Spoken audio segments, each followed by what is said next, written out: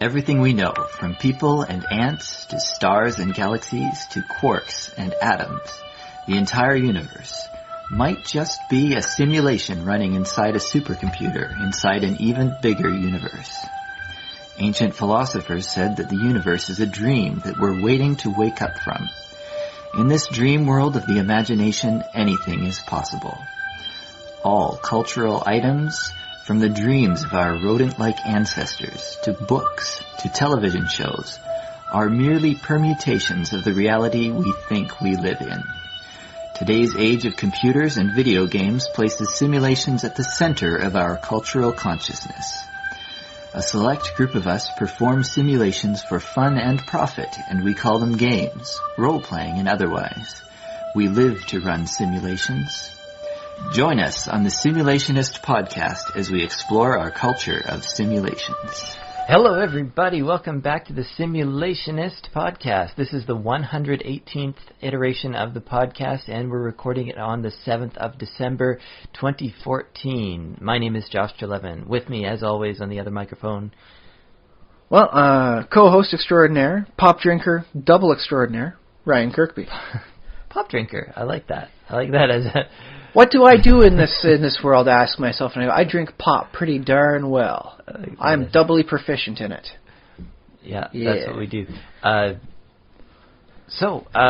Here we are, recording another iteration of the podcast. Deep in the bowels of December of 2014. We're sort of in the top still, I'd say. So what, like the upper intestinal area? I'd say like just at the bottom of the throat before you're in the stomach. So around the cardiac sphincter. We're deep in the cardiac sphincter of December. Yeah, I'd say. Yeah, about there. Choking the esophagus of December. Yes, there we go. Yeah, so I guess we've talked a bit about Christmas shopping in the previous episode, so I don't know how much we need to talk about that. But we were focusing on starting up the Christmas stuff last week for our iteration, because it was technically not the end of NaNoWriMo.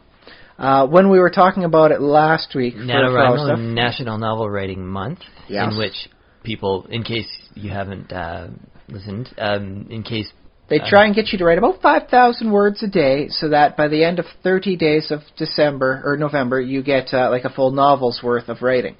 Whether or not you publish it, whether or not you even like it, that's a little bit beside the point. The actual purpose is to just try and write something. If it comes out good enough to think, hey, I think I can do something with this, well, congratulations. That's like cherry on top. That's like the fondant on the top of a cake. In fact, yeah, I'll say about, again, I often say this, it doesn't even have to be good, because as long as it's some sort of words on paper, you can actually always do something with it. You can always use even the horrible, worst material ever. You can always... You can cut it up into little 140-character snippets and then put it up on Twitter. Don't put it on Twitter, but revise it.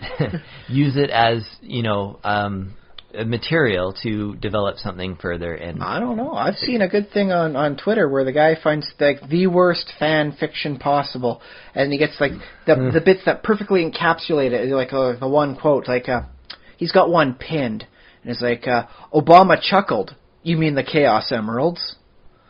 And it's just like, oh, that is so beautifully, no matter how bad I write, it won't be worse than that. And so it's just like a little liberating to read that. Mm-hmm.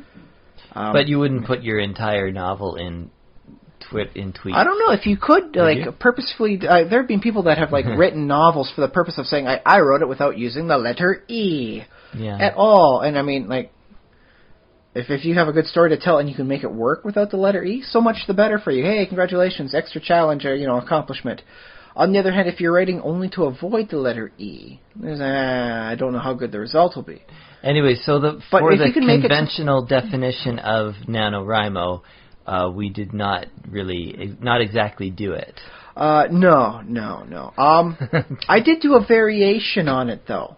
Okay. I had let my coding skills and my effort... You did National Coding Month. Well, yes. For Dwarf Fortress... Not national, because it's only you. It's Ryan's coding month. My maybe not the entire prospect. Month, so Ryan does some coding for a bit of time. But hey, you did some. I noticed the amount of coding I'd done for Dwarf Fortress had languished well behind the amount of ideas I was coming up with. I hadn't been on the forums in a little while, so I decided, you know what, I might not be able to get around to writing, because I don't always have enough time to come up with the idea and do any writing like that, but I have the ideas for coding. And I know enough about how to do this and that I can do something. So instead, I spent the last month, I made about 100 kilobytes of code, which is not bad. And there was a decent amount of animals. I did some stuff that I had never done before, some different styles and whatnot. Nothing too in-depth, nothing like I had to rewrite this entire section of the code. So you copied and pasted? No. Well, I mean, I guess technically you copy like almost any of the tags. Mm-hmm. But no, I did a nice analysis of what the creatures were like. Like, it's like, the size of a mastodon compared to the size of an elephant. According to this, it's about a 3/4 thing. So the mastodons are actually slightly smaller than elephants in this case.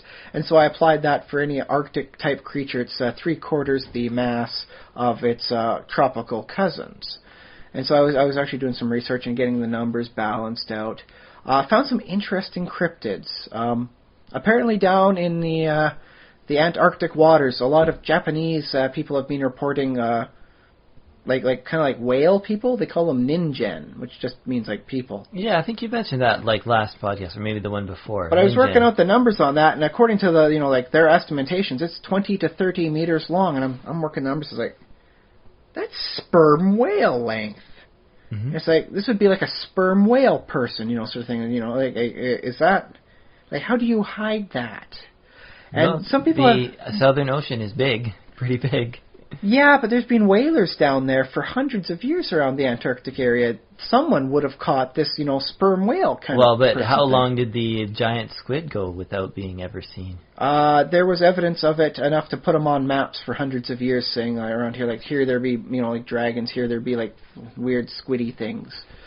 But nobody saw anything like this until around 2007. So there was one interesting theory that it's just like the Japanese people have like a term for like an animal spirit type, like human hybrid sort of thing. Like well, they've got Kappa, like the turtle man sort of thing. Okay. And they're not exactly. No one says, "Oh yeah, there's a bunch of turtle-like people running around here," unless you're like reading Ninja Turtles. It's just something that objectively never happened. But from a spiritual sense, they appear to the people of the culture of Japan.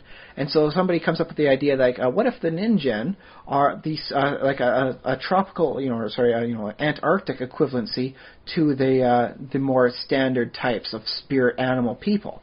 In which case, explains why the Japanese people saw it, but the European whalers for 200 years saw nothing. And so, you know what, I'm willing to buy that at least as a theory. I don't believe they actually exist in anything, but it's a good, theory for like, hey, it's a spiritual creature coming to tell you something. Is it any worse than the Mothman stuff? Probably not. So, I'm willing to grant, okay, that's the theory of craziness. I'm going to put, my fictional dollar behind on that. Yeah, or just my thought on it is that there just happened to be one person with a active imagination who happened to be Japanese, who happened to be on one of those ships and said, "Oh, I see a whale that kind of looks like a person. Oh, it's a person whale." And then according to the description, it's kind of like a beluga, but their size is it must be like 20 meters long, so it's like the size of a sperm whale sort of thing. So they may have been off on that, how big it looked. Creatures tend to look bigger when you only see a bit of them come out of the water. What happens a lot of times with these, like what happened with the Thetis Lake Monster, for example, is it's really only one story. It's really only one guy was drunk or had For those who don't know the Thetis Lake, here on Victoria region, the greater Victoria area, or is it just like Vancouver Island we want to qualify it as? Well, Thetis Lake is in the Capital Regional District. Here on Vancouver Island, there's a place called Thetis Lake. One person, what was it, like 1977, said they saw like a frogman. Yeah. And like a creature from the Black Lagoon type thing. Decades later, the friend who he was with says, like, this guy's been a liar all his life. Like, if he said the sky was blue, I'd double check. So, take that from your word from how much you want on there. So, this is what I'm saying about most cryptids is they start with one person telling a story. And then every once in a while you get, like, another person sees something and says, "Oh, I remember that story about a monster. Maybe what I saw is also the same monster," and then they say, "Oh, yes, it was," and they add details. And next thing you know, you've got like your gray alien whole mythology thing going up as to what they do. Yeah, so I don't think it's not very hard for just a cryptid to spring out of almost virtually nothing. Well, heck, I mean, they made Slender Man by design, effectively. Yeah, just out of human imagination. So, I mean, and I suppose maybe the Japanese culture has something to do with it, because, yes, they do have monsters, they have comic books, they have anime movies, and they have Godzilla. They have a rich cultural history of animals of important significance and humanoid design. Yeah, but then so do we Canadians, and so do the Europeans and the Norwegians. Yeah, but here in North America, we got like wicked bad things like the Wendigo, a creature that is both starving and eternally filling itself. It is what happens when you engage in cannibalism. I don't know what that has to do with this. Well, it is we take a different perspective of things. Like in Japan, it's like, I have seen this weird creature. It is a symbol for me to try and take a new perspective on my life and do that thing I've never done before. They see it as a positive thing. It's like the spirit world is trying to contact you to try and enrich your life and get you to do something. We have Ogopogo. We have our own version of Sasquatch. But with Sasquatch, the Wendigo and Ogopogo, it's kind of like, nature is scary. Keep away from nature, sort of more attitude to it. It's like, these things will seriously hurt and or kill you. These are monsters. So the point you're making is that some people can see a cryptid. Well, Nessie sometimes is seen as, like the Loch Ness Monster, is sometimes seen as sort of this beautiful creature that people are like... and other times it's like a Satan-spawned hell beast that takes a saint to charge it away. Really? When is that? That was like 500 years ago now. Well, Nessie isn't that old. Nessie's only been around for like 100 or...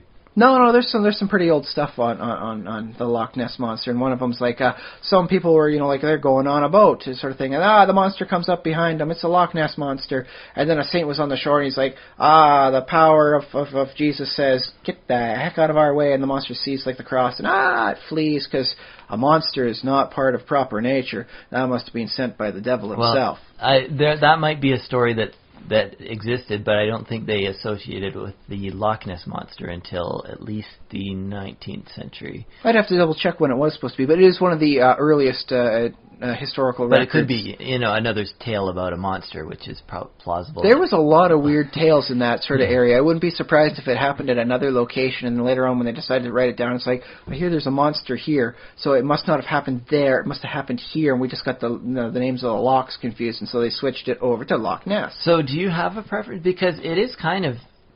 When you talk about a monster being scary, I kind of like that story too, because it's like, monsters eat people, and they're, let that be a lesson to you. Be afraid of nature, respect nature, and.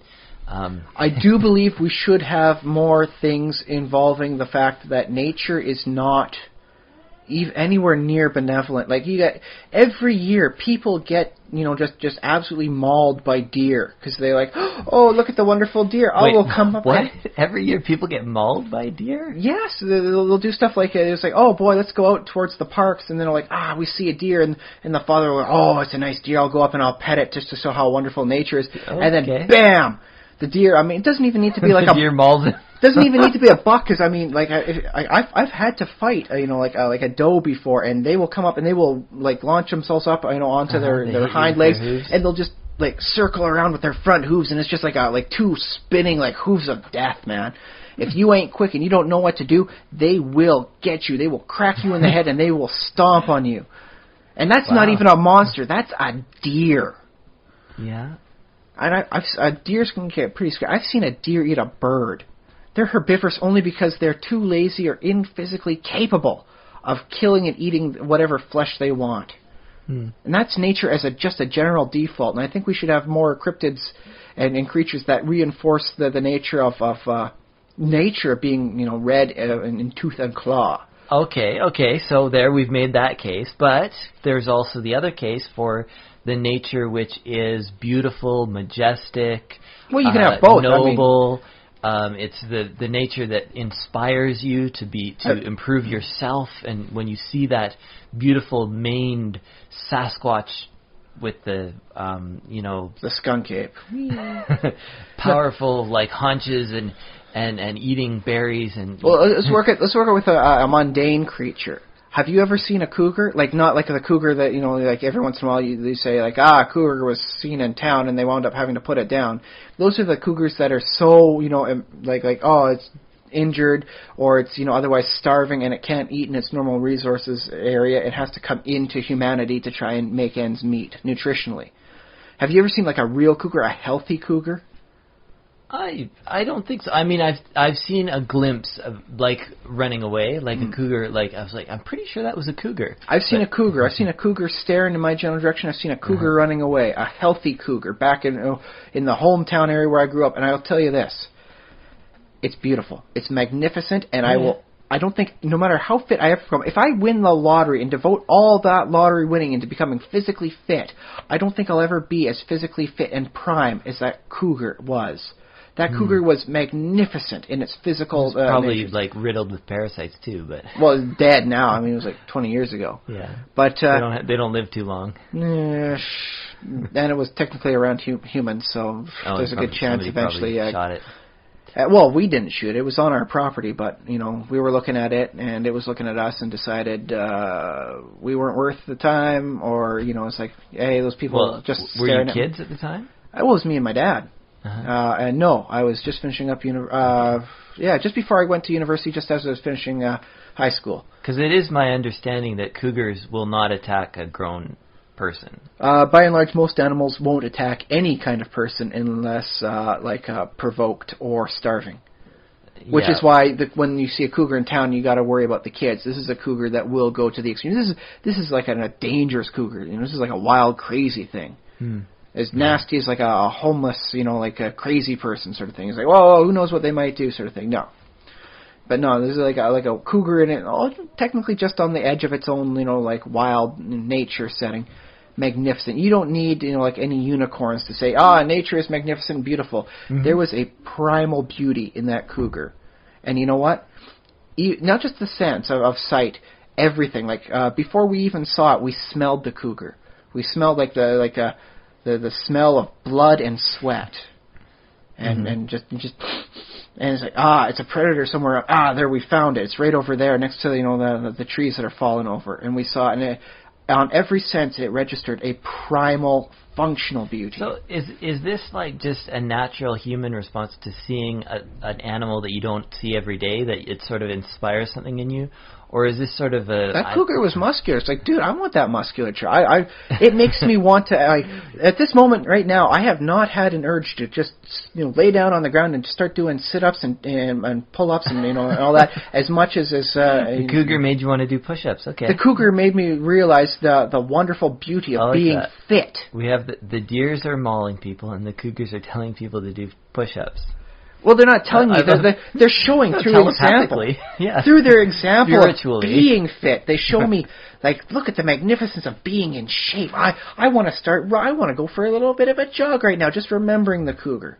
This image of the cougar in my mind shows me the beauty of fitness. So you don't need a cryptid to show the beauty of nature in that. Yeah. You do need cryptids to help show you how dangerous it is, without saying, like, bears are dangerous, we should shoot every bear we ever see. Because like, you want a cryptid, so that way it's like you can blame things like, nature's horrible, the gobbledygoo will get you, and whatever the heck the gobbledygoo is, it's something you can't actually shoot, so that way you don't have to worry about people being I saw something, let's go out and shoot it, it might be a gobbledygoo. No. That's where you want the cryptid, so that way when it scares you, it's not something that you can like, we should put in a policy of shooting all these creatures. You think people aren't gonna hear about a scary monster? Like, I don't know if you understand. I thought you knew people, like gun people, a little better than that. Well, no, they hear about these a scary are monster. fraidy people. Yeah, I don't know if you can manipulate people to decide at which point they're going to be afraid, at which point they're going to. Even if they are afraid, they'd be using. You can be guns. as afraid as you want of the boogeyman, but no matter how many times you fire a gun into your closet, you're never going to hit one. Yeah, but that's still people are going to try. Like if a guy thinks like there's a boogeyman in the closet, and there's a boogeyman and he has a gun, and he's like, well, maybe it's a boogeyman, maybe it's, I don't know, could be whatever. But you can't have any anti-boogeyman policies to say to the cops have the right to bust down your door and shoot into this sort of thing just in the event of there being a boogeyman in your closet. So by having a fictional creature be the scary, nasty thing, be the troll or the witch out there that's ready to get you, youngins, it's not a creature you can actually then, have your fears grow up around, and that's actually out there. So at least the Sasquatch isn't endangered. So exactly, and it won't be endangered because of too many people shooting it. Yeah. Although it hasn't, I believe, this could be totally wrong, but I believe I've heard stories of people attempting to grant protected or endangered status to Sasquatch or Sasquatch habitat, or say, Sasquatches may live here, so maybe not the habitat, but I could totally see putting a law of shooting cryptids as a thing. If if you encounter any of these design creatures, see paragraph 2 through 7 for well-known cryptid sort of thing, and you try and shoot one, that's a federal crime, because these creatures are not recognized by science, and thus we must assume, because they're so rare that they're not recognized by science, that they must also be endangered. Or a person in a costume. Either way, you probably shouldn't be shooting at them, buddy. People in costumes. Well, that was one of the fears when they were doing some of the the Forest Moon of Endor scenes for the last of the original trilogy for Star Wars. With Chewbacca out there, there was the fear that people would assume that, oh my goodness, that's Sasquatch, let's shoot and kill him for so we can get proper evidence. Yeah. So maybe creating a law saying please don't shoot Sasquatch. Probably is a no harm, no foul thing. If the creature doesn't exist, no one's going to get arrested for trying to shoot one. If the creature does exist, we make sure the creature doesn't get any more endangered because we keep shooting them. So, no loss situation there. So we also wanted to talk about the stuff that's going on in space. Yes. Speaking of, so this is a real thing. This is not fiction, but it's the Deep Horizon space probe. I think is what its official term is. Yeah, there is a space probe that is headed to Pluto, and it's been headed there for some years now. Nine years. It's a very long mission, and 9 years, and sort of it's come into the news because it wakes up one more time and is on its final approach to Pluto. So it'll be in there within the next 12 months, which is pretty close, given the fact that it's been turned off for 8 years. And that was one of the big fears when they turned it off 8 years ago. It's like, will this turn on in just over like if you were to turn off your TV right now and not turn it on for 9 years, what are the chances of it properly turning on again? Any piece of technology you have in your house, if you were to just leave it alone for 8-9 years, would it work? Could you say this will probably be just exactly the same? I would think, a TV, if not touched and if left indoors, no dampness or anything like that. Well, that's the thing. Let's put it outdoors too, because this Deep space, Horizon thing is, I don't know. Space doesn't have atmosphere or moisture. It doesn't have atmosphere or moisture, but it does have little tiny particles moving at very, very high speed. Radiation. So in this case, it'd be, I guess, put a TV in one of those little slightly enclosed areas they've got for the public transit. Like you're waiting for the bus and you got that little overhang, so you don't have to worry about direct rain, but you do have to worry about little pieces of rocks flying out, from vehicles. It's kind of the same sort of thing. If you were to put just take a look at a spot where you go and you wait for the bus. Mm-hmm. Is that going to be in any decent condition in 8-9 years? If there was a piece of electronic, would it turn on properly after that length of time? And it did. It did turn on. Hooray! Okay. So NASA built it good enough, solid enough that after 4/5 of a decade later, it turns on. Yeah. Okay. And the fun fact is, when it turned on, we didn't know one way or another. We, in the royal sense, is NASA and all that. Humanity. Yeah, humanity didn't know about it until 4.5 hours later, because of the vast distances the radio waves had to travel. It's light from the sun to Earth takes 9 minutes, give or take, right? Mm-hmm. No, radio waves from Pluto to Earth take 4.5 hours. And that's why we're going to have to redesign stuff for faster and light communications if we ever want the Internet to leave Earth. Could you imagine trying to play Call of Duty with a 4.5 hour delay? Oh, I see. You mean back and forth conversation, because I'm thinking a lot of the internet has left Earth in the form of radio waves. But that's the thing, is, even then when it's bouncing up and around, like our vast, amazing global telecommunications array, it's still not going very far away from Earth. It's kind of like, the fizz on your pop. But does it really go that far above the pop? No, it just kind of stays pretty close. It doesn't really leave that far. It doesn't, go out. It's very close.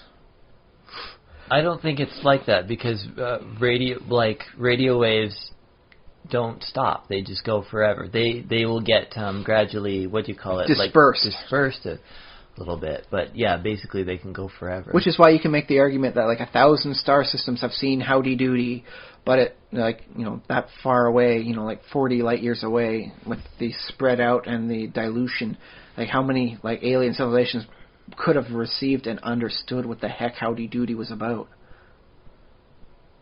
I don't know. There was sometimes people speculate that aliens may actually need to be very similar to us, I guess.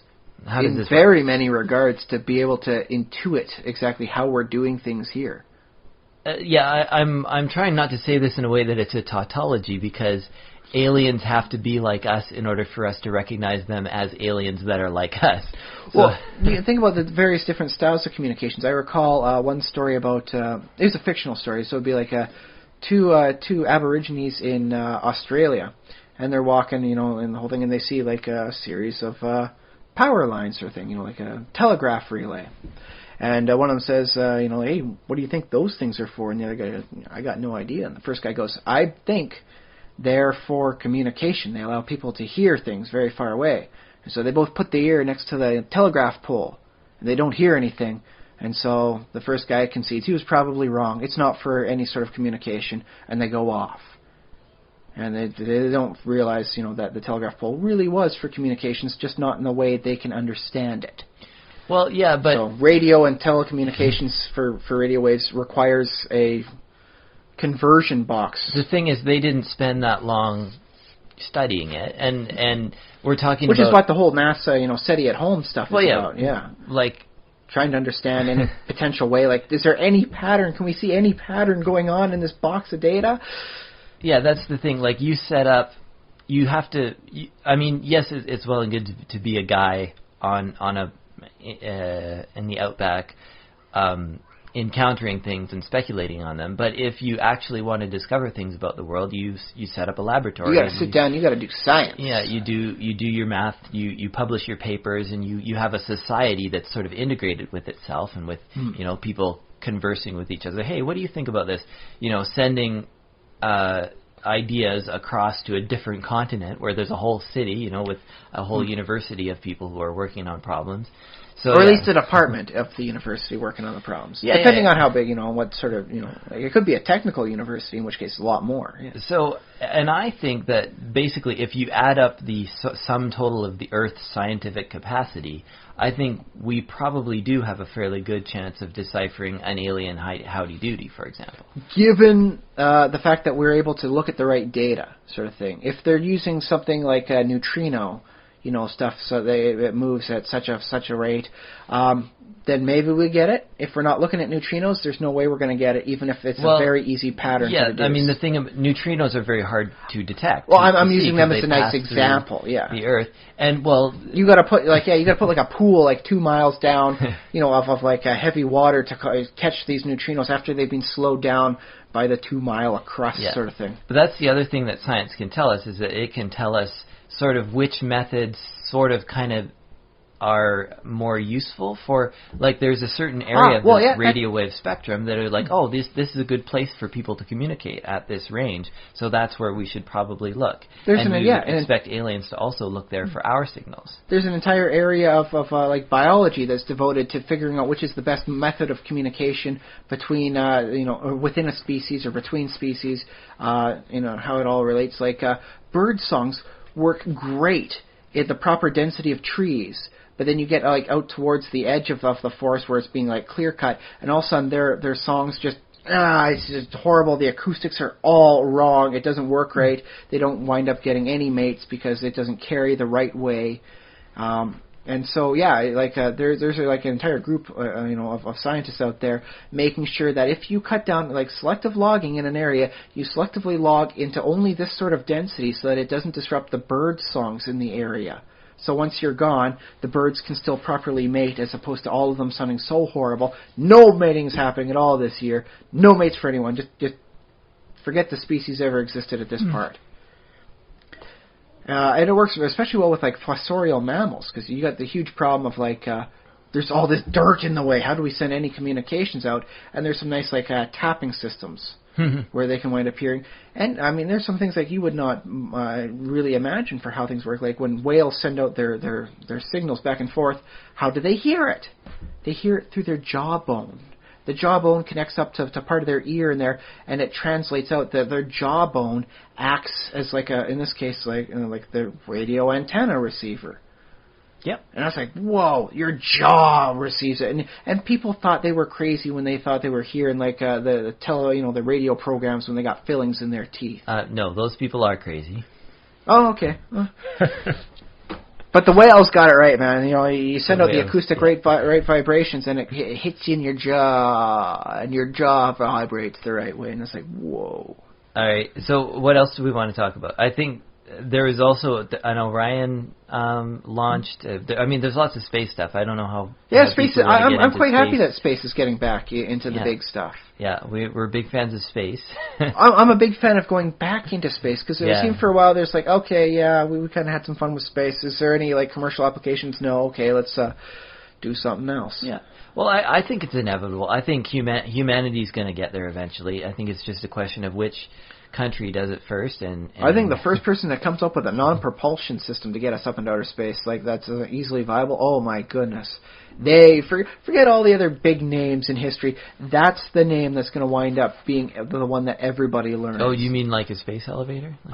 Space elevator is one way, but if you could like come up with some way to generate or block gravity waves, like an anti-graviton, so that all of a sudden, oh, hey, gravity's not pulling you down to Earth, and all of a sudden you rocket up into the atmosphere because gravity's no longer holding you down.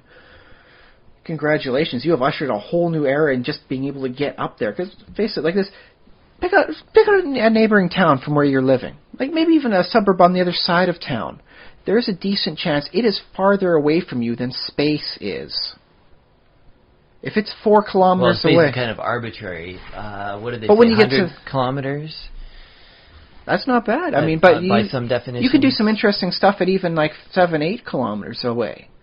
You can do some very amazing things at that. To say nothing of gliding and all that, and like having to get the plane slowly up there, sort of thing. And instead of just like slowly rising up, if you could just like say like, okay, now there's no gravity holding you down, up you go. That is, oh my goodness, that's like the holy grail of astro sciences right now. It's just being able to get you there. Yeah, I don't know of anybody working on that problem seriously. There are people trying it, and they're doing some interesting things with it. More on theoretical perspective. I think, you have to figure out the whole, particle physics before you can even start on that. Last couple of years, there has been some very interesting work done that does lead credence to believe that there is a graviton particle. Mm-hmm. It's not just like a field of energy, emitting out from a body of X mass. Well, X being any mass in this case is gravity. X mass. Merry X mass. Well, I wasn't going to put in the joke. I was just going to slide it in, but you caught it. But it does appear through some scientific trials that they've been doing that there might very well be a graviton. And if there's a graviton, there's an anti-graviton. It's like the anti-photon. Yeah, and all you have to do is set up like a planet-sized accelerator to harness them, and then you can have anti-gravity. Well, for now, that's what you have to do. As technology improves and we get trickier with how we can do it. Or star-sized, or all it takes black hole. All it takes is 2 celestial bodies the size of Jupiter generating negative electromasses to each other to generate that void in between. No. Perfect. Yeah. It's that simple. Come on. I like the thought that you could have a machine somewhere in the solar system like orbiting Jupiter or convert Jupiter into it, and then it has like a focus beam or something that you can just sort of point wherever you want, and in the solar system. It's like, oh, gravity canceled there, gravity added there, gravity reduced over there. Well, you could do something like a tractor beam sort of thing. With if you could get graviton, you could get like I'll call it gazer, because instead of light amplified, you know, all that, it would be graviton. Laser. Yeah, gravity amplified. And so well, that's effectively what like a tractor beam is. It's just like, I've got so much gravity pulling you this way. And so then it might something be like, okay, we get the gazer up into space, and you want the word gazer. For lack of a better term, well, tractor beam has I'll shoot you with my gazers. Yeah. Admittedly, they might have to come up with a different acronym, but you know, it's like now that we're up in space, you want this pulled up? Bam, gazer beam pulled up. Can you imagine how wonderful of a good villain you could have with someone like, I've got, forget Asteroid M with his Magneto. I've got, like the I've got like focused gravity. I can do all sorts of fun stuff with gravity. You want me to steal like the resources I want? I'll just pull it up. Anything I want, so long as I can, I'm on the right side of the planet to grab it, sucks it up into space. I grab it there. That's where I get my food. Gravity man. He steals all the gravity. I shall call myself the Moon Man. Whenever the moon is over in the horizon, that's when I may be pulling up the resources as I so desire.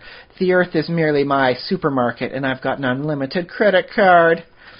All right. So, okay, there's your supervillain for the day, Moon Man.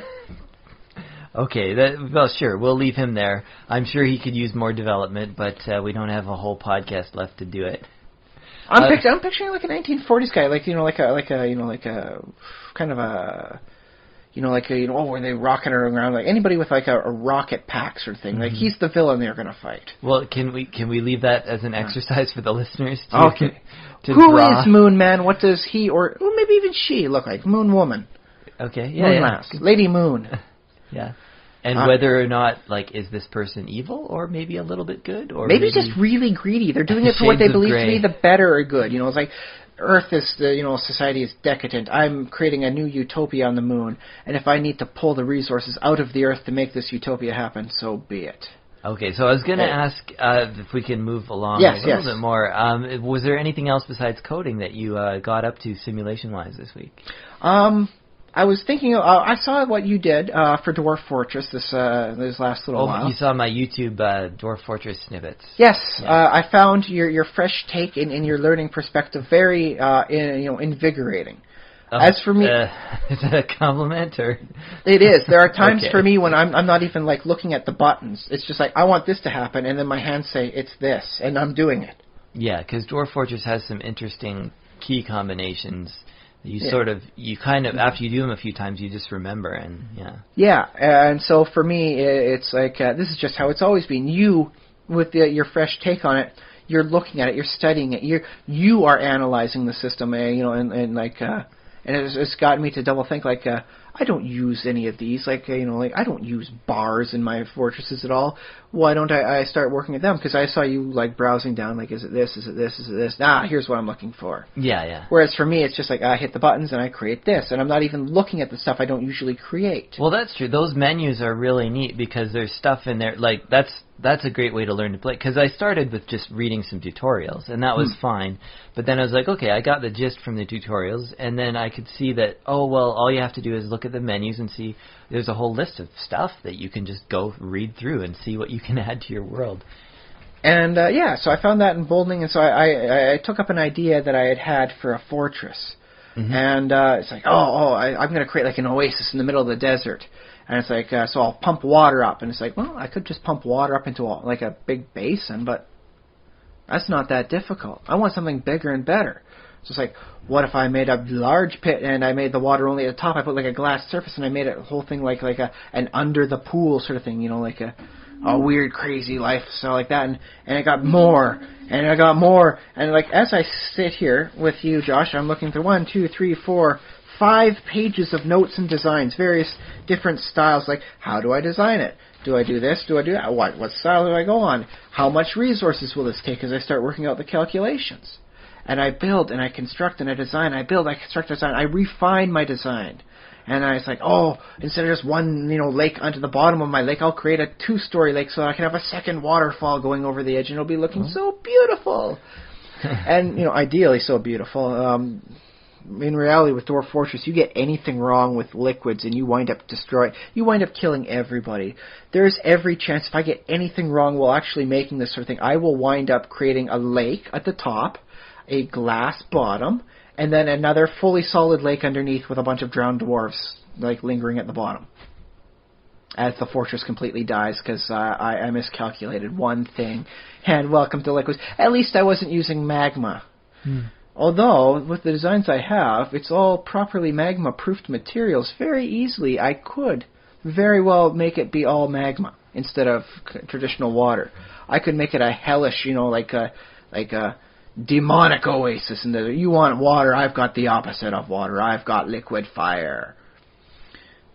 But I probably won't do it that way.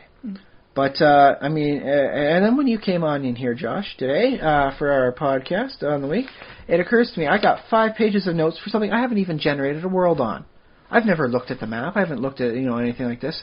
I haven't envisioned, maybe I want it to be red sand, because that way I'll have blue water, and it'll be a nice color contrast. Or I could go black sand, and it could be this is the blue life in the middle of the harsh black desert, or, void. But there's no world existing for this fortress yet. And that's a lot of planning for something that might never really happen. I might never get off the planning stage. It might just be me. After we're done with this, and I go on there's some things I want to look at for potentially, how I do different tiers, how people will get from one tier to the other. I want there to be, a nice little ramp, staircase to go. But how much area do I need to take up on that? What do I need to do for that? So I might have to just go into to Minecraft and design out into creative mode and just set up a false diagram of what I plan on the edge and see how it works out height-wise as well as on the floor plans I've got currently laid out. I like that thought that you're designing it in multiple games. I used this game because it's so much easier in the creative mode to make it happen. I suppose I could go into an old fortress, something previously established where I've got a lot of miners, a lot of stuff set up. But it would probably save me just a lot of time just to, load up Minecraft and just design, okay, this is 4 layers over, 3 layers up. I want to create a staircase sort of thing going up here and here. How much space do I need? Do I have enough room for everything else I want in there? But that's still a lot of work. Even if I, get that going, that's still nothing existing in the actual Dwarf Fortress game. That's crazy, man. All that work for potentially no payoff. And this last week, my daughter had her birthday. Yay, she's 2. If you're listening from the future, hooray, you're older than 2. But my wife did a lot of planning. When everything was said and done, she basically just, collapsed down on the couch and had a 4-hour nap just because all the stress left her. She had done so much planning, so much work. I tried to help, but she had it all set up and she had everything going. And that's a lot of planning for, I do not believe my daughter will remember this. Aside from the photos, there will be very little evidence she was even at her own birthday party. What it was really about was a celebration for the family. That, hey, the youngest one has turned 2 years old. Congratulations, hooray. It's an excuse to get friends and family members together and just sit around and have fun and then eat something. A lot of work, little payoff. And it got me thinking. Well, I wouldn't say little payoff. Well, in this case, she's been working up for a week. She had this plan. She had a list of what she wanted when things have to be moved around, when she wanted to start the cooking. We booked days off, weeks in advance, so that we both had the day off thing properly, and everything was set up right. And then it all happened, and the party started about 2:00, and wound down about 6. I suppose, it was fairly short. So but I think it was quite successful in that it got everybody together and they all had food and a good time. They all People got were to chatting. see Zoe because that's important that everybody gets to witness her kind of growing older. See her enjoy her presence. And she had she might not remember it, but she definitely had a good time. She enjoyed herself playing with the toys. A lot of work, a week's worth of work and planning and booking days off, weeks in advance for me to make sure I'm not working on my daughter's birthday sort of thing. For 4 hours of, and by the way, I did go into work too to get some quick stuff done before I actually, got anything there to come back with and celebrate the party. So you worked? I did a little bit of work. Okay. I had to go get some stuff, and some materials and all that. But that was a lot of work for effectively a 4-hour event. That's a lot of preparation for it. And I can apply this into the realm of fiction. I've got wonderful amounts of like potential stories where I'm designing stuff up and it's like, okay, now how does this work? Do I want to work in like elements of like this is really the American person, and so when the protagonist winds up fighting the big bad is like a personification for America's fears over Subject X. And it's like, well, what do I want Subject X to be? Like how much of a symbolist tome do I want this to be? Versus, just like, dude, I just want to write a story about a guy who saves the world. Maybe it's a lizard guy who saves the world. I don't know. Maybe I should just sit down and start writing. Because that's what NaNoWriMo is really about. It's like, forget all the planning you're doing. You got to sit down and write 5,000 words today. I hope you got a bit of an overarching story plot, but you got to get that 5,000 word chapter in today, buddy. That's your deadline. And so NaNoWriMo, for all that I love of it, and for all that I've tried to do in my own special way, I have utterly failed at what it's trying to teach me. To just stop my planning and do something. Stop the reverie and get to action. Okay. And so what's your perspective on this, Josh? Are we going to get into the main topic? Well, the preparation topic? I was going to... It's like, how much preparation should you have to have something? I was going to talk about, like, my simulations. Okay. So that's the lead-in. We'll go into what Josh has been doing this week. Sorry. Well, I guess we could do it. I guess maybe we should have had some more preparation in advance. Maybe, yeah, we should have. Okay. So I wanted to mention I went to the Interactivity board game cafe. Oh yes, wonderful place, beautiful. Yes, downtown Victoria, on Yates Street there, and I went to the board game developers designers. I guess it's a meetup. It's not on meetup.com, but it's a meetup that happens, I think, one Wednesday a month anyways. So I got to play some interesting, like, in-progress games. And I actually probably can't say much about the details of the actual game. You signed the NDA to some stuff, right? There's no formal NDA, but I did ask them about it, like, do we have a policy? And they said, yeah, kinda, I mean... Don't rip it off. And I mean, I think I've talked about my position on ripping off game mechanics, and the thing is, you probably shouldn't worry about it, because if somebody's going to rip off your game mechanic, they're probably going to have to put more work into it than you are going to be able to put into it anyways. Well, you can make an argument that Blizzard has made an entire industry of itself out of taking someone else's ideas, polishing them till they shine, and taking what is not new mechanics, but just making them work so wonderfully and so elegantly, no one else can really compare what they've done to what has come before. Yeah, well, I guess what Blizzard does is it takes stuff that's sort of already out there in the culture a little bit, and it's Warcraft is Spacecraft is very much Starcraft. Yeah, it's very much like the Warhammer and Warhammer 40k universe without the grimdark. But they made it their own, and they polished the mechanics for how it works. And admittedly, the Games Workshop has not been able to do very much for effective video games with its product. So first past the post wins. Yeah. So there's sort of a different realm. There's sort of kind of copying or kind of emulating a little bit, and there is a direct ripoff. There is an area where that's possible for people to do, and I don't think Blizzard has done that. Like, no, they never got sued, but a lot of people can definitely see the parallels. Yeah, but yeah, and that's sort of normal and expected in our culture.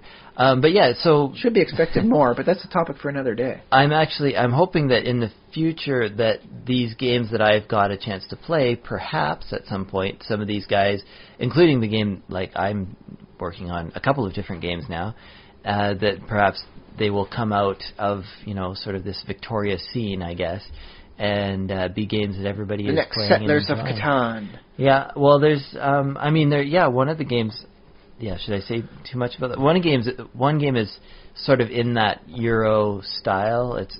Settlers of Catan is its own distilled version of that, but there's one of the guys has a game that's a very world-building kind of, you put cities on tiles and things like that. So that's a lot. World and resource acquisition. Yeah.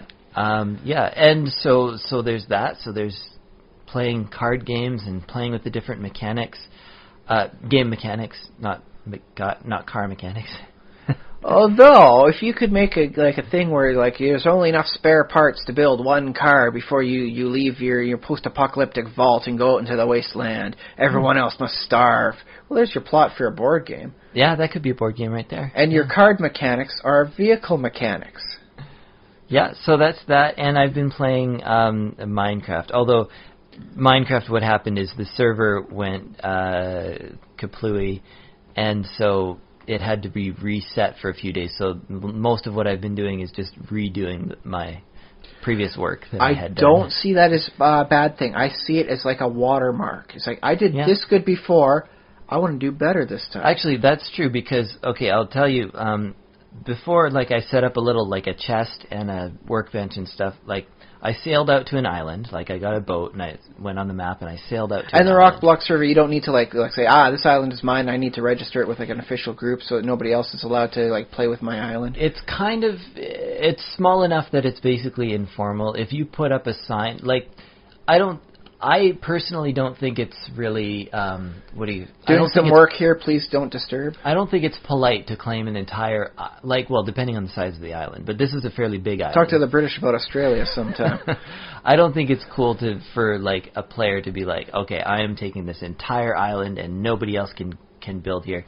So I was just, I went to the island. I said, okay, this corner, this build. I don't need the full island. I'm just working with this. I'm building here, and anybody else is welcome. Because and I like to play in Minecraft. I like having you like to other share people the sandbox, building very close to what I'm doing, and because I feel like that leads to more creativity. And it's like, oh, they're building this little, bridge or whatever near my thing. Well, maybe I could build a little canopy or maybe I can build a big, large fake tree to shadow them so that they encounter nothing but creepers. Yeah, no. And that's why I probably shouldn't be allowed on such a wonderful server.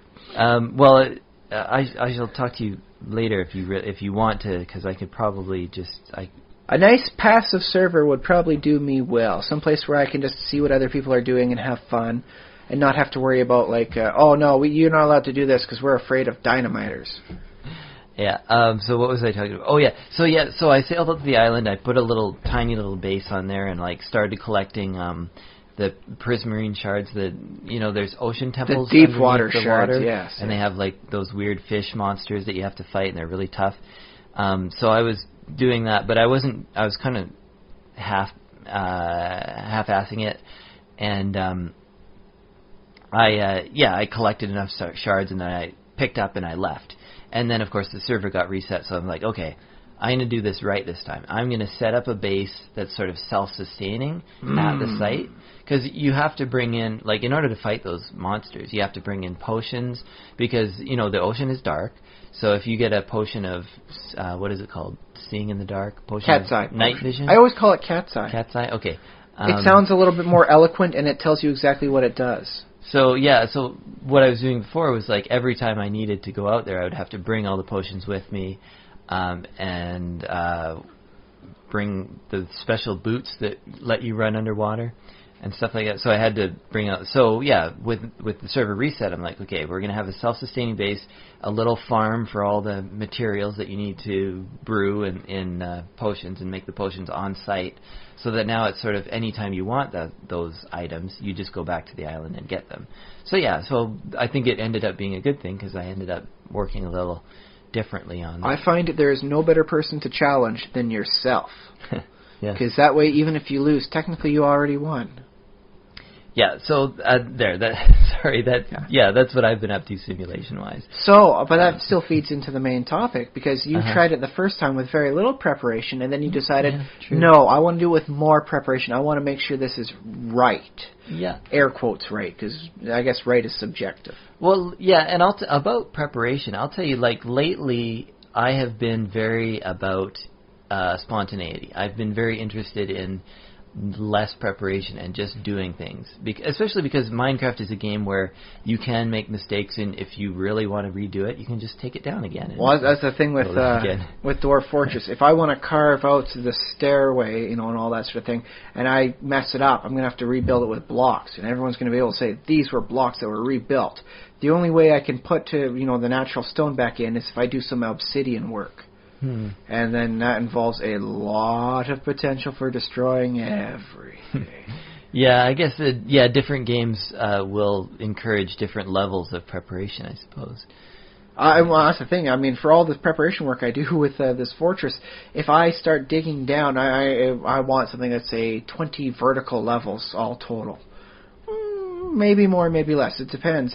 Because it might wind up being that I dig myself down into the first level of caverns, and it's like, well, heck. What am I going to do now? Where I wanted my double lake at the bottom of the pit area here, there's no end to it. It just keeps on going down into a bunch of muddy cavern floor. So despite all my preparation, it might just get hampered by I got everything done. I embarked. I made sure my doors were perfect. I put points every which way, and I got them all exactly how I want them perfectly. Oh, but that's pretty shallow before I hit the first level of caverns. Maybe I should generate a new world. And it might, because on the one hand, for the Dwarf Fortress community, there are people that say, no, you got to do something, and other people that say, oh my goodness, some of the projects these people have done involve needing to generate hundreds of worlds. The person that wanted to play around with sea monsters needed 2 different wild oceans next to each other, because there's only one sea monster per ocean, wild ocean biome. And he said, rather than just increasing their numbers, I want to do this on a legitimate style. So I found a spot where there's 2 wild oceans meeting, and then I terraformed the ocean to drain it dry and get whatever creatures I wanted out of it.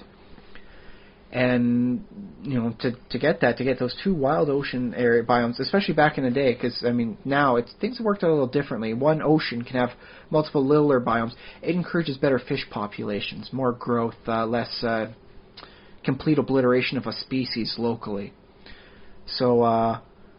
So yeah, it was a very big feat to do, and he got a lot of respect just because instead of putting 1 per biome, I could just write 100 in the code. Just add 2 zeros, save the file, generate a world, it's good to go.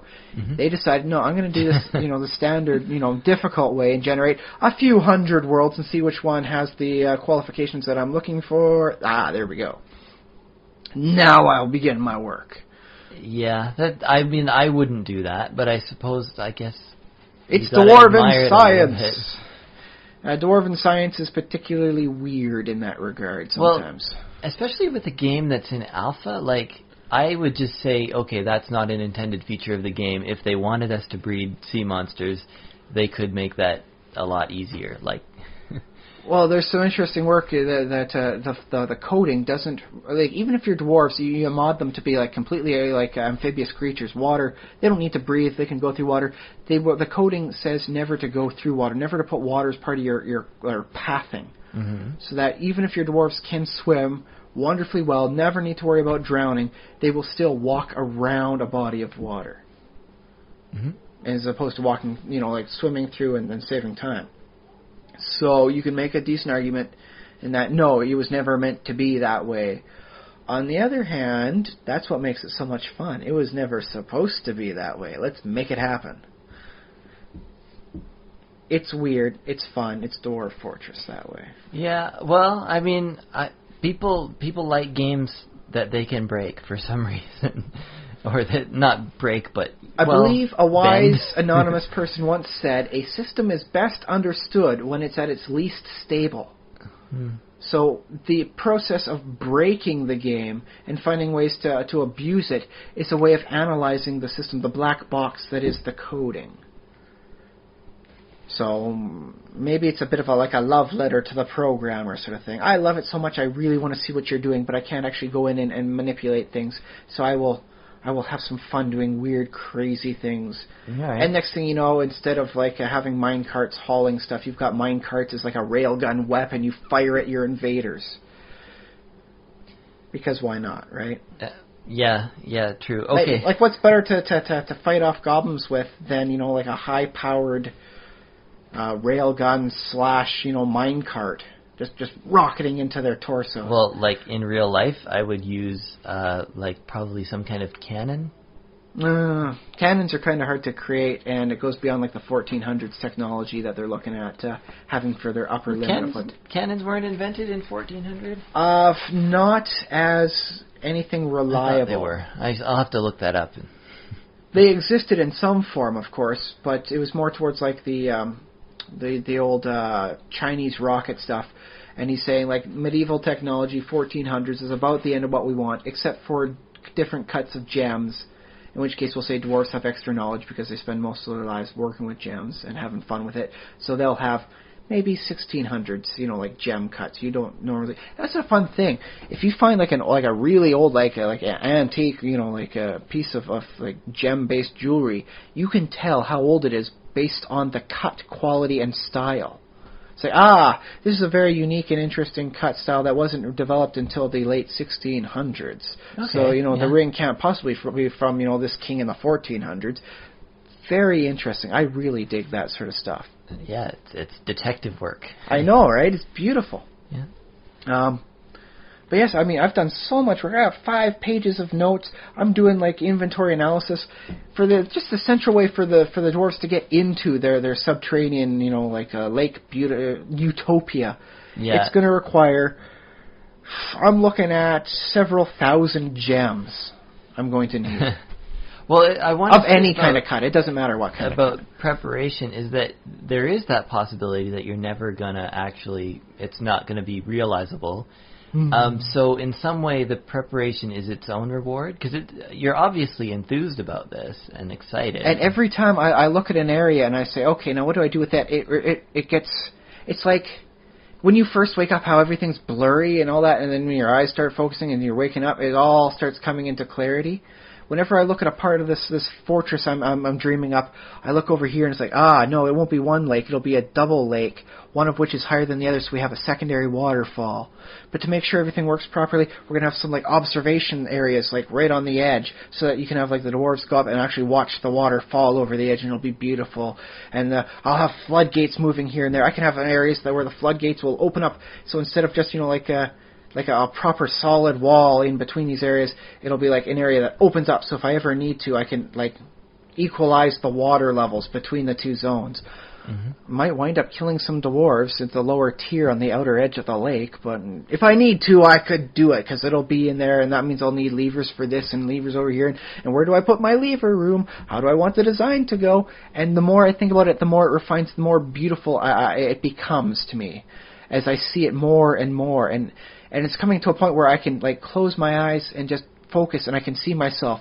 I'm on the lower tier. I see the double-edged lake. I see the light shining in from above on the lake above, sort of thing, as a waterfall crest just comes down a giant spire of gemstones as it sparkles more than anything that nature has ever conceived, and I can see it in my head.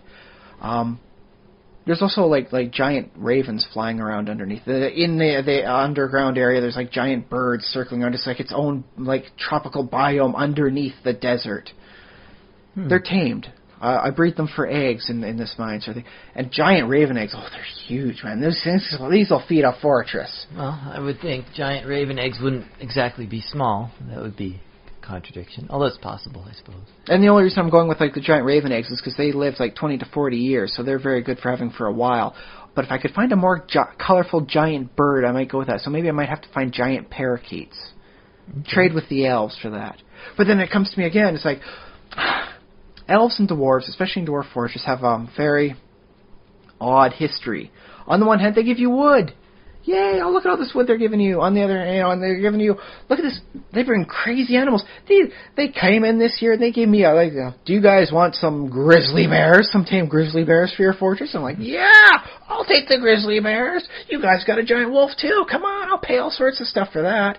And so they'll come with these wonderful wild animals, and they're all tame, so you don't have to worry about them like eating your dwarves, right? So yay! On the other hand, they come with the liaison, and the liaison says, hey, you're cutting down too many trees. We want you to cut down 50 trees or less within the next year. And if you wind up breaking that, we will start attacking you. So you don't get the wonderful, crazy animals from all over the world. You get sneaky elves coming to kill all your dwarves. They wield wooden items, like wooden breastplates, wooden swords, so they're kind of a joke. But I mean, at least goblins, when you kill goblins, they have like metal items that you can smelt down and turn into your own stuff. So yay, Goblin Christmas, as they like to call it. So like the elves are generally seen as a nuisance at best because like, I can't cut down so many trees. It will go against the trade deal we've struck with the elves. And on the other hand, it's like, ooh, like I get to fight one more thing and have some fun. I get to test out my death trap one extra time a year. So I'm like, well, what if I create a race that does the same sort of function as the elves in that they trade wonderful, weird, crazy creatures with you, but they're much more threatening, so you are less wanting to go to war. And so like, I was supposed to be designing the fortress, and I found myself the other day, I'm writing down, it's like a different race of creatures, sort of thing, like something more sinister than elves. And like, will this ever come to fruition? Because everything I do, it's like I could do more. I can refine it, and I really dig the refinement. Even if it never gets off the ground, I love looking at something and making it more complex, more intricate designed. I should have been an engineer, maybe. But on the other hand, I mean, like, I have a lot of respect for the people like who's like, we sit down for gaming tonight, and I'm coming up with the idea off the top of my head. The person who can create like a campaign just as they go, I have a lot of respect for that kind of person. Why don't I do that? Why don't I respect myself and just do something? Why don't I? Why don't I? Because, well, ostensibly I've already answered that. I love the refining. I love the extra tinkering I do. Mm-hmm.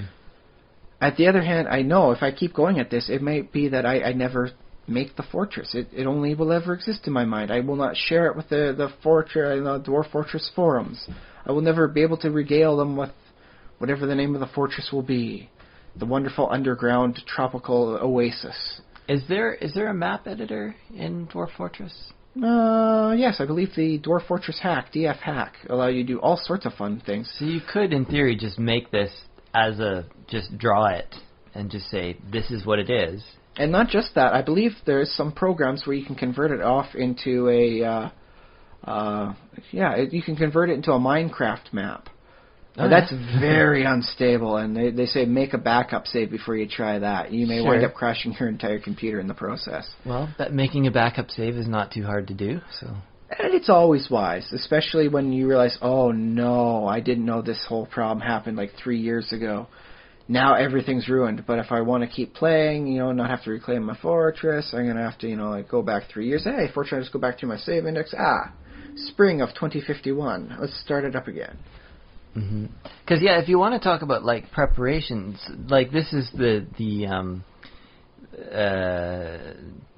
difference between creative mode and survival. Like if you're playing Minecraft, for example, creative mode lets you get a lot more done, and if you add tools like world editors or map editors, you can actually do like some pretty crazy projects, and have them show up in a Minecraft world. For example, it doesn't take that much preparation. I mean, it does take the design work and saying I want. It is a lot easier to create a circle or hemisphere with a world editor than it does to calculate it out through okay, I've got a grid here based on this, and means this moves over here like this. At this age here, we have to treat it as a circle of this much as I build it up layer by layer. I do appreciate the look of it. I made this myself. On the other hand, that's a lot of work as opposed to create hemisphere of this material at this location, this radius, bam, done. Results, they speak for themselves most of the time, right? So, it's do I want to do it myself or do I want to get it done? Which is the better way to go, right? Yeah, I don't know. Yeah, I think I would love to see a version of Dwarf Fortress where creative mode had the world editing tools, so that it just built in.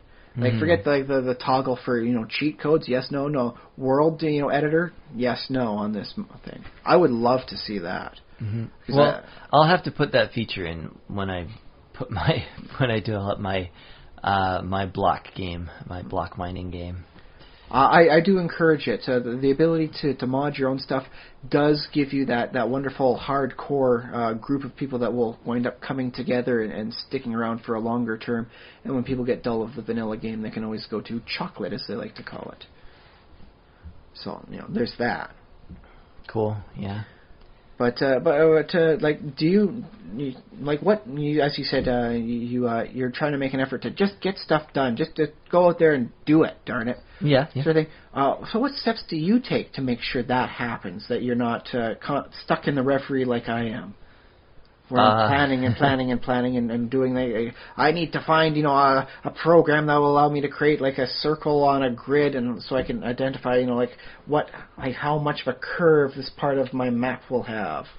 Yeah, I guess I try to just go for it, and I don't care if a project falls off, or if it just sits stagnant in a drawer for, like the TV, for sitting for 9 years without being turned on, a text file that's on my computer. Like I've 5 pages of notes I've got here.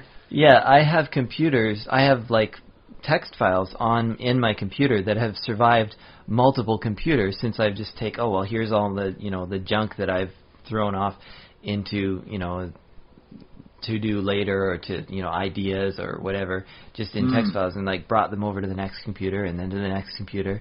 And I believe you've lost a few that way too. I've lost a few. I have been able, thankfully, to recover a few, although I have noticed a bit of a disconnect in that case.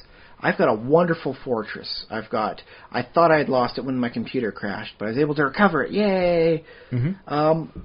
But that was in version 31, and since then, version 34 and version 40 now has come out, and it's like I'm no longer the player of it. I look at it as like a museum piece. This is what it was like at the time of the destruction of the computer here, and the time between me going back, has removed me from the situation. I'm not. It's not like I am the me that was, and it's like weird. I like to, when I build, and I don't know if you do this too, but I like to build like that, the coder who annotates his code. I do I like to very build, much approve of especially code Minecraft. annotation. I have signs, and I try very hard to make entrances intuitive, and like when I dig an underground base, I want things to logically follow, like not just have a random 2x1 hallway that leads to something important like a farm or something. I want it to be sort of a fairly obvious hallway. It's like, oh, you want wool? Go down there. This is why I tiled the floor with hay. Yeah, and that way, like, if I just suddenly stop playing next week, and I'm like, okay, I'm busy doing other things, other projects. When you come back, it all later. Your mind loads it up so much. Yeah, or in theory, like another person could come along and say, oh, okay, I can deal with this base. I could pick it up and play it. That's like the Dwarf Fortress, the worlds that you pass on to another player. Ah, yes, the legacy fortresses yes. in the interactive. Oh. Mind you, there's a level of madness of interacting with some people there. The people who create the levers and don't bother to annotate any of them. Yeah. Like, I always try and make it intuitive too. Like in the one fortress I've got a prison area but I got a couple minotaurs. I was actually going to try and see how long before these two semi-mega beasts would breed. Would they naturally breed just by being on the same map? The elks do, and they're wild beasts. What about the minotaurs? And so I put them in an area I call Blue Gate Prison, because I found some nice microcline. It was it was cobaltite, and it was very distinctive blue, very rare color. And so all the bridges were made out of the Blue Gate, so I call it Blue Gate Prison. Mm-hmm. And and I made sure to try and put the levers in a pattern that matched where the gates were. So you can look at it and say, there's 4 levers on the left, 4 levers on the right, 4 jail cells on the left, 4 jail cells on the right. I'm willing to bet A to A, B to B, C to C, D to D. Mm-hmm. And I'm pretty certain they're right in this case. It's not like I did it just to jerk around. It's like, no, you pull this one, it opens the one at the counter far end of it. Yeah, I suppose there's something to be said for that sort of game design as just messing with players and having a little fun. As long as you don't take it don't get too exasperating, otherwise players will just quit. There's the one boat murder where one lever, I don't like to keep this blue, so I guess it's like pull this lever and we enact Operation F the world, where we shall flood the outside world with magma. Pull this other lever, and all our natural defenses outside go down, and goblins can attack us. there's no indication for either lever as to which does which. There's a 50% chance you pull the lever, you destroy the goblins. There's a 50% chance you pull the lever, and you let down all the outside defenses go down, and the goblins just come straight on into your fortress and start killing everyone. No annotation. Why? Because it's not my problem once the new year comes up. It becomes someone else's problem as they become the fort overseer. Yeah. Wah, wah, wah.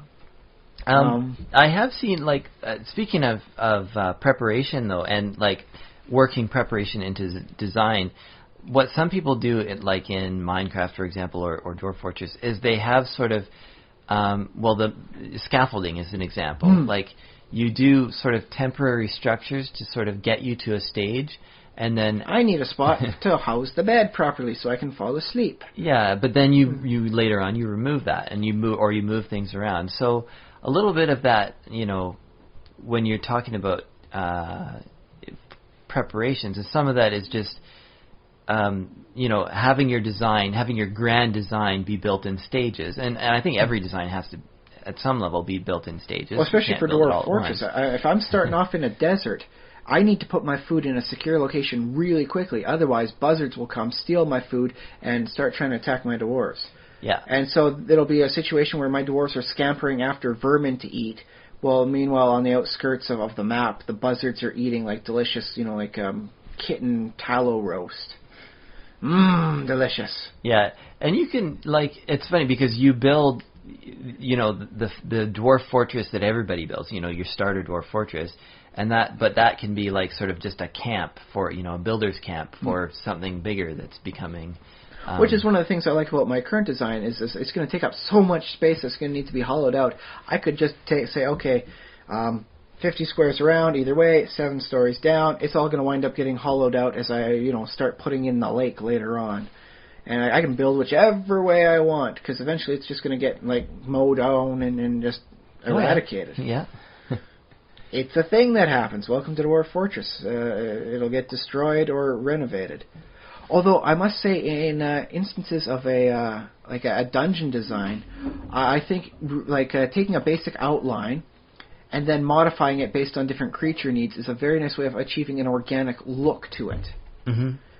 The Sunken Citadel is one of the first adventures I had for 3rd edition. Is a very nice way of showing something where it was like, oh yes, it used to be like a castle, and then I don't know why or how it happened, but it just kind of sunk down underneath the earth, and now like a group of kobolds and a group of goblins are kind of fighting each other for who gets to rule in there. And it was almost these rooms here used to be proper hallways. Now it's like a death corridor. That the goblins have set up so anybody trying to come down there, has to meet these challenges here and there. I like that too because there's 2 ways you can go with that. There's the sort of the progressing as the builders are like moving to different stages of development in their fortress. It's like, oh, now it's kind of rudimentary and rustic, and now we're adding this feature and that feature. We're getting rid of the crummy stairs and adding some stone stairs in there. We've got magic access technology now, so we're not going to have anything. We're just going to have like a moving platform that goes up and down. Yeah. Something that would elevate us to where we need to be. Yeah, so it moves in that direction. And then when it gets abandoned by the original builders or whatever, then there's this reverse direction of now we don't have the magic that moves those elevators up, so we have to put in those wooden, stick stairs because we don't have a way to operate the magic elevator. In which case, yeah, you'd have what would be a nice, what used to be wonderful, like stonework sort of thing, and then for the stairs, it's definitely a makeshift, like wooden construction going on there. And that does lead to an aged look. Because it's just one thing to make a fortress and say, this fortress is 1,000,000 years old. But if you age it by doing this and say this changed here and this goes up differently, it does lend itself that way. But that takes a lot of design work and pre-planning as well. Yeah, and I'm not sure if Dwarf Fortress, I don't think you don't do that sort of thing. I guess you could sort of age your structure and say, oh, okay, now it's gone into disrepair, and so knock some pillars down or have some things grow in weird places. The fun thing is with places like trees, if your waterways aren't properly put down, cleaned out, and smoothed down, trees will wind up growing. So it'll be like, we had a nice little, aqueduct way, so that if need be, we could just, open up the lever and everything goes over this way. He's like, no, it's blocked. There's a tree in the way. Oh, that's kind of cool. Yeah. Yeah, and so in which case you can get that look of disrepair and overgrowth. There are building destroyers that will come in. You get like giant ogres that will come in and like, anything that can be demolished, they will demolish. Fun fact, sometimes your outpost liaison, or like for like the humans, send a diplomat to you. The diplomat happens to be like a forgotten beast. And so, the forgotten beast is like there to ostensibly do something like come in and chat and like say, hey, how much of this do you want? How much are you going to charge? What they'll actually do is they'll wind up finding every door in your fortress and destroying it.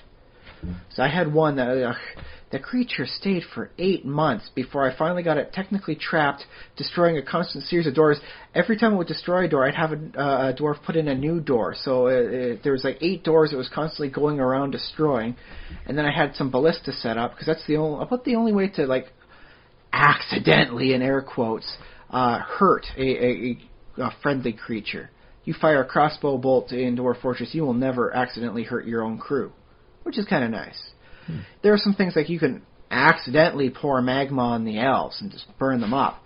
This creature was swimming in the mountain magma and all that for a while, in between finding doors to destroy. So it's like, I can't even do that right. So I had to, set up a ballista bolt, just fire until I destroyed it, because, in that case, the building destroyer code overtook the diplomat desire. And if you can't get out in a certain amount of time, like the trade caravans will go insane, and they'll go all berserk, and they'll start like destroying everything. And the last thing I want is a forgotten beast that's gone berserk, because it's like, hey, you're like the size of like 10 elephants stapled together. You can do a whole lot of damage, and now you're extra insane too. You're not just destroying my doors, you're eating my dwarfs. So I had to put him down for his own good, even if it meant getting into a fight with the humans. But I never got that far. I wound up going on to a new fortress. But not until after I destroyed the Forgotten Beast. Principles.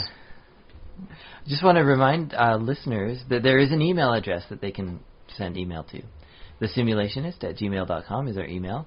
That's all one word, no underscore. Indeed.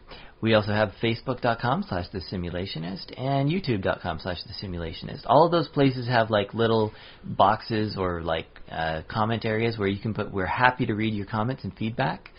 And hey, maybe we'll even read them out loud on one of our following podcasts. And what else? And if there's a place to leave a review, like a thumbs or a stars or anything like that, Stitcher has, I believe they have thumbs. We haven't been able to find anyone that would leave a review like a number of your choice, so we still can't work with like give us as many dwarves out of 13 as you believe. Yeah. But we're still looking. The future's infinite, right? That's right. You can choose, if you choose to follow me on Twitter, you can find me at SpaceBoot1. That's SpaceBoot numeral 1. SpaceBoot numeral 1. Or SpaceBootone.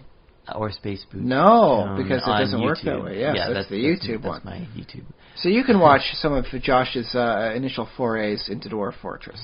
But yeah, send us all of the thoughts. I mean, I hope we've been inspiring throughout this podcast. Well, I think there's a lot of factors to consider, and it boggles me sometimes. It's just thinking like where do I want to cut that pie of planning versus action? Like how big of a slice of one versus the other? Because I would love to see this fortress get made. I would love to keep notes as things happen, the trials and tribulations as it takes for them to build such a truly grand fortress of amazing beauty. A lot of fortresses sort of thing, it's like, oh boy, how long before it self-destructs and everybody dies? This would be like a construction of beauty, like something for the civilized dwarf, not the barbarian, like, I destroy everything in one fell swoop of a lever sort of thing. Although it wouldn't be too bad to set up a way to flush enemies out through, like my oasis. I don't want you here. Open up the levers, water comes shooting out here, flood back out.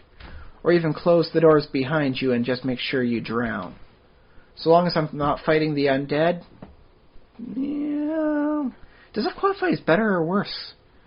killing goblins in the field of battle versus drowning them all and then just collecting their corpses? Oh, I don't think there's a better answer. I think those are equally laterally horrible. Horrible, yeah. On the other hand, eventually I probably will get attacked by goblins and the goblinoid forces, so I have to present, like, I gotta design my defenses appropriately. But, that's a fun thing in Dwarf Fortress, too, is deciding how offensive versus defensive you want to be. Do you want to just have a bunch of traps, and various, like kill switches? Or maybe you just want to send out a bunch of, like, highly trained dwarf, squaddies to, like, hack everybody up into a dozen pieces. If they die, you are out of the people. On the other hand, eventually you're going to encounter something that avoids traps. Da-da-da-dun. So... what do you think you're going to end up doing? Like, no, I shouldn't. With my fortress, do you think I actually will get it, the whole thing done? Well, do you think? Yeah. I think I will hit a level of clarity on it, whereby if I do not use it for a Dwarf Fortress, I will be able to make this thing exist and be able to describe it in good enough detail. It will be a feature in a campaign setting at some point. Yeah, you could use it for Dungeons and Dragons or something like that. Or both. I mean, if I design it and once I get done and I see all the little things, because I got questions. I got little notes in some of the stuff here, like where am I going to put the water flow stuff? Where are the pumps? How am I going to put the pump stacks going on? How am I going to power these pump stacks? Note, surprisingly easy to create perpetual motion machines in Dwarf Fortress. To say nothing of a machine that generates more energy than it consumes. It's like, where am I going to put the lever rooms? Like, this is a very important thing, because if it winds up being that, oh no, things are flooded, got to turn off the lever. If that lever is in an area that's inaccessible because of the flooding, no one can turn it off. And these are the sorts of problems that they had to deal with when they built the Hoover Dam. Exactly, and so I'm learning this extra degree of appreciation for the whole thing. Just on the basis of like, I'm seeing some of the hardships I'm coming up with. You guys did this in real life. There was real humans online. If a dozen dwarves drown in my oh no, I accidentally started up the waterfall too early. There go 12 good dwarven souls. It's like, I feel a little bad, but I'm not going to save scum. I'm going to keep on going. In this case, like with the Hoover Dam, that was real life. They needed to not just double check, triple check their numbers and make sure everyone was doing things right. And you only got 2 days off a year. No, actually, I think you only got 1 day. I think they only got Christmas Day off. That was it. Wow. Every other day of the year, they were expected to keep working. Or collect your final paycheck and head on out. We'll get someone to replace you. Yeah. I'm hoping they went through a lot of people that way as opposed to the permanent vacation of the position. Well, I'm sure you could look at it. I bet Wikipedia has it right there in the early on how many people died making the Hoover Dam, because I know it was not zero. Well, I've seen the Hoover Dam, and it is so the level of size boggles me still. Yeah. And I have never been so afraid of losing my hat to a gust of wind as I did when I'm on the Hoover Dam. Yeah. Because I like my hat. I don't want to lose it. My wife bought that for me. It's got sentimental value, and if it falls all the way down the side, I suppose I could go into the gift shop and ask if anyone's down there to look for a Indiana Jones hat. But dude, it is gone. It is like forever and a day gone. Yeah, well, I think the problem is, they don't let you climb around. Like, in theory... Well, no, but I mean, the side, to go over, there's no, you go up to, the Empire State Building, you go to the top floor, and no, they got a big, nice mesh net. Nobody's allowed to get anywhere near to the edge on that. There's no way you can just do that. The Hoover Dam, I could take a running jump and I could just swan dive off the side there, but I could swan dive off either side. I could take the long way to the water. I could take the short way to the water. But there's no big mesh net that keeps everybody safe. It's very open. It does speak of a different age when everybody assumed, no, you are not going to try jumping off the side of the Hoover Dam. Whereas this day and age, it's like, we have to make certain you're not going to do something this stupid as jumping off the side of the Empire State Building. So we have to, now put up a nice mesh net so you don't become a statistic. Or it might just be because, you go off the side of the Empire State Building. You're going to land and hurt someone else. You're going to impact traffic. You are going to cause a traffic snarl, if nothing else. you jump off the side of the Hoover Dam, they'll fish your body maybe out of the river. If you go on the lake, the lake side, they'll probably fish you out. If you go down off the other side and you hit the river, they might find it downstream. They might not. Whatever. You might get eaten by condors. Or something. You know what? I consider that a good end. Or coyotes. Any situation whereby the nutrients of your body help out the natural wildlife, the better off, I say. I don't want everybody going out into the woods when I feel like I'm old and dying. I'm going to go out to the woods. No. But if something happens and they wind up being like, oh boy, nature got your resources. Good for nature. Thumbs up for you, nature. Yeah. Well, nature already has my resources. I'm just hanging on to them for a little while for just borrowing it. Well, the way I see it is we take a lot of resources out of nature. You get the people doing the hunting sort of thing. Nature takes a lot of hits for the team. It'd be nice to give a little bit back to nature. And, even if that means, oh, hey, your body got eaten by coyotes, so be it. I'd prefer you go out into a parkland area and just pick up any garbage you see. I think that's a very good way of giving back to nature. Yeah. How about that instead? Yeah, that way you get to survive. But if it winds up being that, no, I'm dying, I guess I'll make sure, the raccoons can eat my corpse. So I'll make sure I get out of to the backyard as I fall down. Yeah. I'm okay with that. I'm sure, a lot of my friends and family would prefer I have an open casket funeral when my day comes up, but I'm largely ambivalent about it myself. I don't see myself needing my body. In fact, given the whole zombie apocalypse scene, the less of my body is left over to rise from the dead, the better off. Everyone else is. Yeah. Well, I don't expect the zombie apocalypse to happen. Nobody does. That's why it claims so many lives when it does happen in the movies. True. Yeah. It's our downfall of being skeptical. Skeptical of what's the thing is they call transhumanity H+. I always see zombies as H-. It's like a person, but with less abilities. They don't move as fast. They're not as smart. They freeze solid in sub-zero temperatures. Yeah, I'd like to see a zombie movie in which the zombies were actually somehow successful, and it's just now the world is zombies, and they sort of just keep on, because all these zombie movies are like, oh, the zombie apocalypse happened and sort of things ran down, civilization crumbles, and then now the world is full of dead bodies, and a few zombies, if you go into a town, they'll rise up and come after you, but other than that, it's pretty. What if this whole thing is okay, zombies still want to eat flesh and brains and all that sort of thing, but other than that, they still keep on going through parodies of their daily routine. There's a bunch of zombies, that are just, standing in showers. They don't turn on the showers. They're just standing in the shower for about 20 minutes before, leaving and putting on clothes badly, and then standing, waiting for a bus that doesn't come before walking to work. And they just shamble around in an office, just handing each other stacks of papers, and they only stop their routine if a living person is around. And, oh boy, it's a free lunch. Well, okay. In which case, the zombie thing would be a parody of the Living Dead of the standard work day. Aren't we already really zombies? And that's what the moral of this fake movie's all about. But I'm wondering, how do those zombies if they go to work.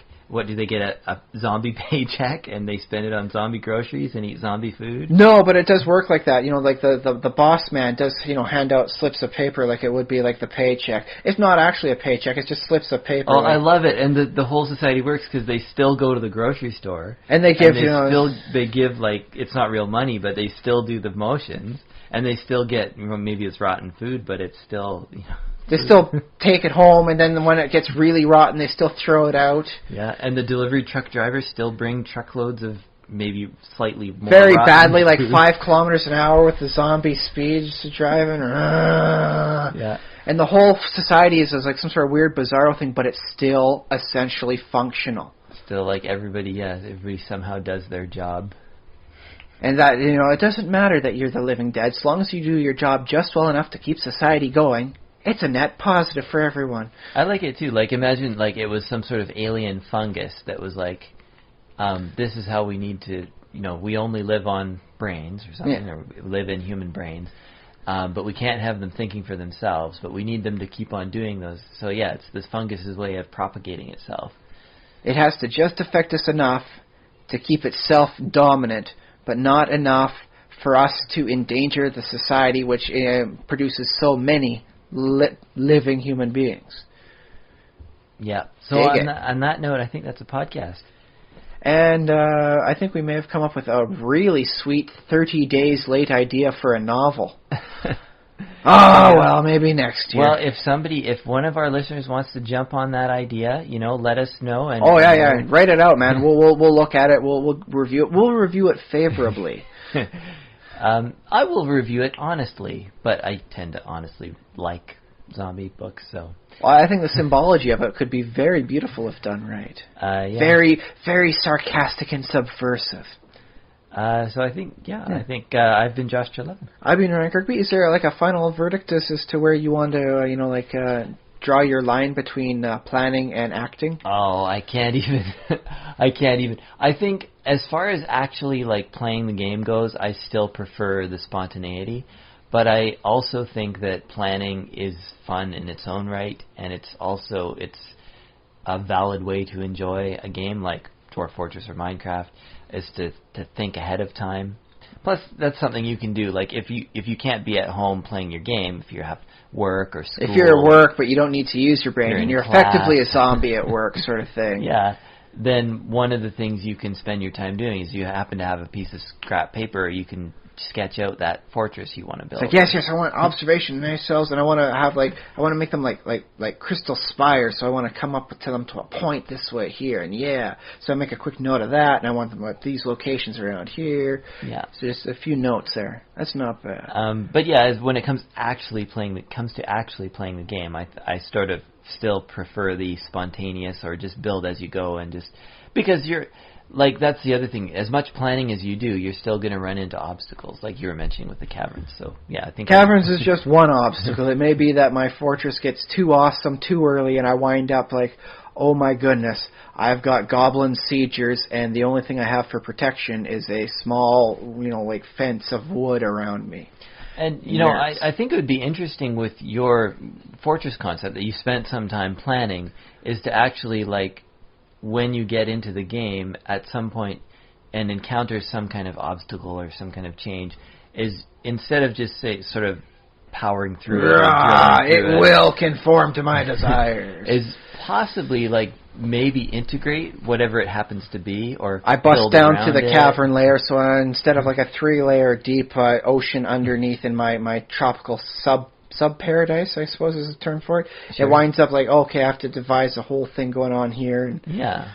So you make it even more elaborate. You do even more planning. And maybe you have to take a break and be like, oh, okay. I'll take a few screenshots and then just, I'll put them up here so I can see what's going on there. Yeah. Oh, boy. Maybe go over to the Stone Sense, load that up, and take a few 3D isometric shots, see how everything's looking. Yeah. And I should say, like, real-life problem-solving involves a lot of that tedious, we're talking about games, so it's like, oh, whatever, just go for it. But obviously, if you actually have a real engineering problem to solve, like the Hoover Dam, you literally have to go through that planning stage, and it has to be tedious, and you have to spend a lot of time on it, and money for that. And that's another thing I want to consider too, is like if you look at the Hoover Dam, the base of it is really, really thick. Why? Because if it was really skinny, it would topple over so darn easy. You want something that's base heavy to keep it in. And so I'm thinking, well, if I'm going to have this giant ceiling of glass holding up a lake above me, shouldn't I put in some support struts in here? The support struts aren't completely unnecessary. You can build an entire huge fortress that is kept from crashing on a single block of soap. And the only thing keeping everything from crashing, although I've been told in some later versions it's going to wind up being that you can say, oh no, it overdoes the stress, and the soap crushes and everything crashes down too. Okay, that'd be cool. But for now, an entire huge 100 dwarfs can be living in a wonderful palatial estate supported entirely by one bar of soap. And that's completely valid right now, physics-wise. Dwarf physics, hooray. But do I really want to go that way? I need to consider that. I need to plan out, would it look better if I put in the struts and support beams? I'm going to want to look at some bridges. I'm going to just... Good idea. I'm going to just look at some of the best, beautiful-looking bridges on Earth, and I'm going to make some ideas off of that. And I suppose if you really wanted to get into it, you can probably find equations that architects or builders look up use stuff like the saddle dome and all that. See how like maybe I instead of having a flat bottom for my surface, I have it be kind of a rounded bottom, and then just have it work like the saddle dome. Well, what supports were needed on the saddle dome to keep that curve from collapsing with all the snow in the winter? Yeah, I'm kind of curious about that. Yeah. And that maybe that's the ultimate litmus test for whether or not you should stop planning. If you're still learning stuff as you look it up, that's good. You're learning. You're as alive as anyone can ever claim to be because your brain is active and growing. At the point where you're just doodling, whatever. I don't know. Hopefully this will work. No, you've planned too much. You've stopped the caring. Time to put it into action and see if you can start your desires again. Rekindle them up. Cool. All right, I guess, are we done? Yeah. I believe so. I believe that's my final verdict. That's where you cut your line. Yeah. As soon as you stop learning, time to start acting. Okay, good thought. Okay. Take care out there. And money.